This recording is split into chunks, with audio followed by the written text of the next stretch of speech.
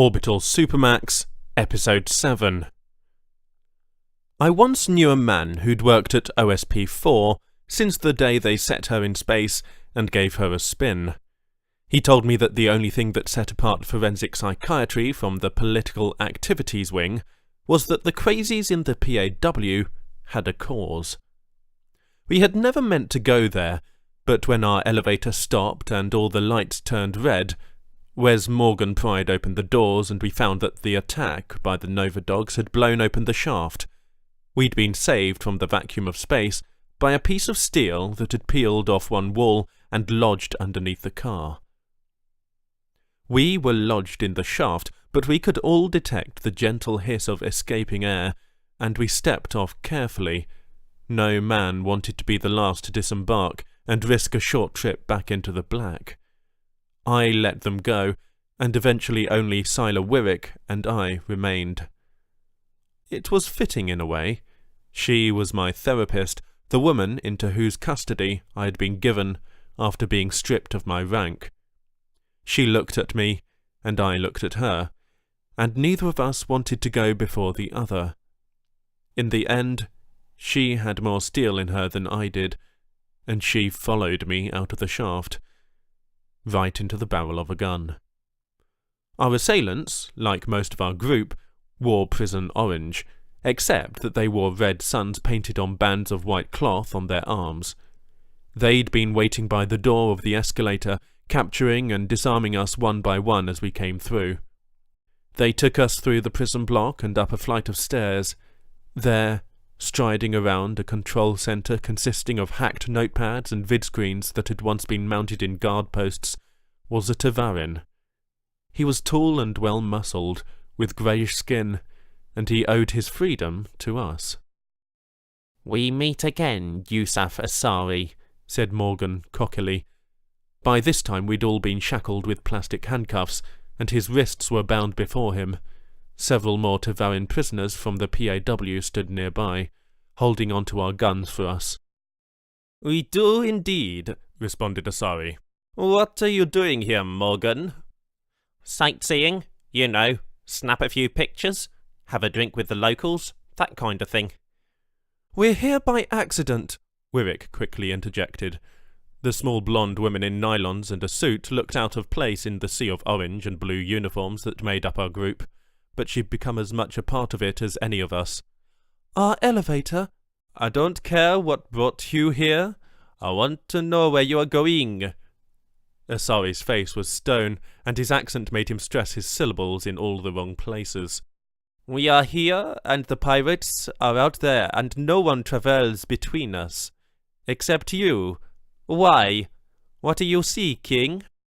The Nova Dogs, a group of pirates captained by one Martin Kilkenny, were cannibals who sought one particular prisoner, named Martin Browning, who no one had ever heard of, and who were willing to blow up the station to find him.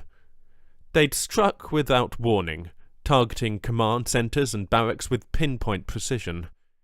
It was because of them that Sila Wirrick, who held the civilian rank of lieutenant, had been promoted by OSP-4's computer to warden. She was the most valuable thing on the station right now, and I had no idea if Asari knew it or not. "We're getting off the station," said Morgan simply. My chest tightened. What the hell was Morgan doing? The last thing we needed to do was tell these guys the truth. The Tavarin who surrounded us grunted in laughter, all except Asari. "I know you too well to believe that is a joke. How are you going to accomplish that?" Morgan nodded at Herschel Konisek, who still wore the hospital gown he'd had on when we'd rescued him from forensic psychiatry. "Irby's my mechanic. He's going to fix a couple of mothballed fighters Nyland knows about, and we're going to use them to run the blockade." I had to bite my tongue to keep from asking Morgan just what in the hell he was trying to prove. Asari absorbed this information impassively. "What makes you think that we won't use those fighters ourselves?" Morgan shrugged, an awkward motion considering his hands were bound in front of him. "Irby won't work for you. That right, Irby?" Konisek, still coming down from an involuntary high from the drugs the other inmates had fed him, shrugged and wiped an ear with his bound hands. We have our own mechanics. Not like Irby. Asari looked at Konisek, who now crouched on his haunches, rocking back and forth. Eventually.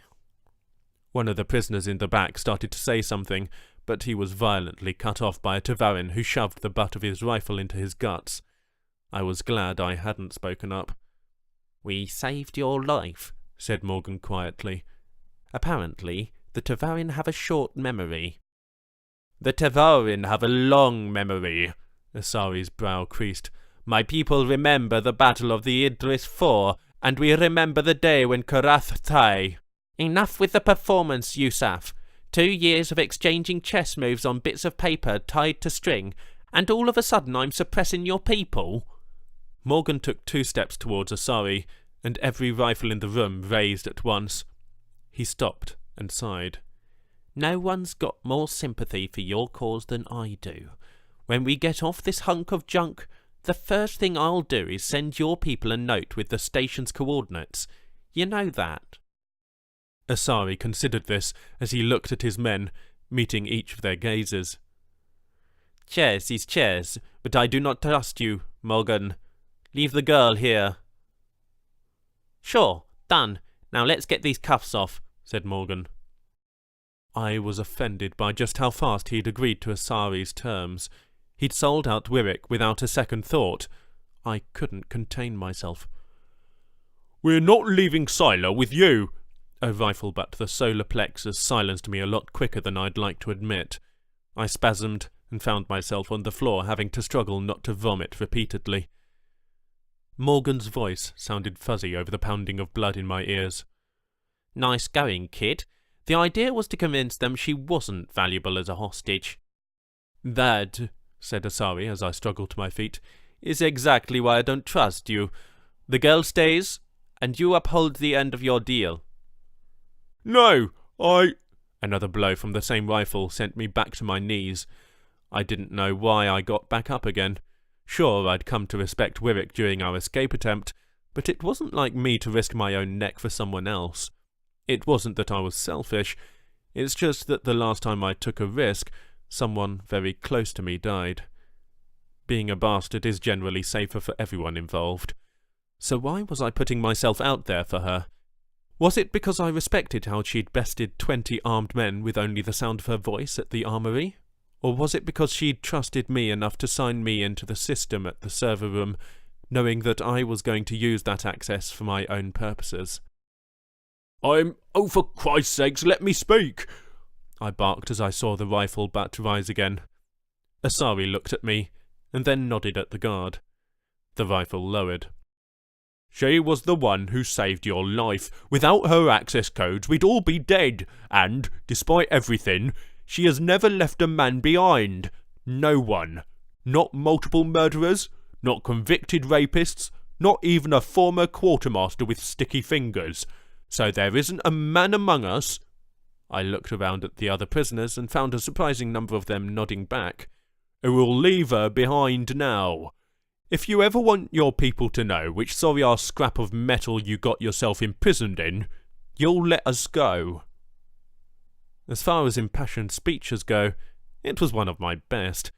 Asari, whose job it was as leader of the Tavarin minority in OSP-4 to give impassioned speeches, was not impressed.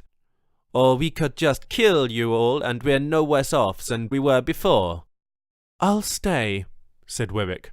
I can't fly a fighter or a transport, and I've never been much of a mechanic, and I won't shoot anyone. She'd gotten to her feet and, though she was the shortest person in the room by at least half a head, somehow she seemed to loom larger. You don't need to get me off this station. I was about to protest. Not that we needed her access codes to get off the station or anything, something more personal. Luckily, she cut me off before I embarrassed myself. You have everything you need to get these boys where they need to go, Lieutenant Avery Nyland. Just remember to send a search party for me when this is all over, okay? And just like that, we left her there. I kept waiting for Morgan, our ultra-competent mercenary, to propose a plan to rescue her.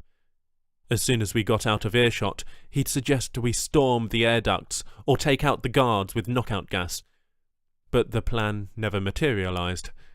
Asari's men marched us to the nearest working elevator and gave us machine guns instead of the guns we'd appropriated from the armory, and sent us on our way. I was still numb when we arrived at Cargo Deck 1C, which housed the mothballed fighters and reserve transport that would get us off the station and past Kilkenny's blockade. Of course, it was locked, and, of course, I pointed this out to Morgan. "This is why we needed Wirrick. She's got all the security codes." Morgan stepped away from the door console and gave the door a thump of disapproval. "No, Wirrick's too smart for that. She would have known we couldn't get far without the codes." He scratched his head and then looked at me. "She called you Lieutenant, didn't she?" She had indeed. She called me Lieutenant Avery Nyland for the first time ever. Even before I'd been convicted and we'd met each other in passing, she'd merely called me by my rank. And then it hit me. I'd wiped away the records of my conviction in the server room, and the computer must then have automatically restored my rank. It was with some satisfaction that I approached the door console. "Voice print, Lieutenant Avery Nyland.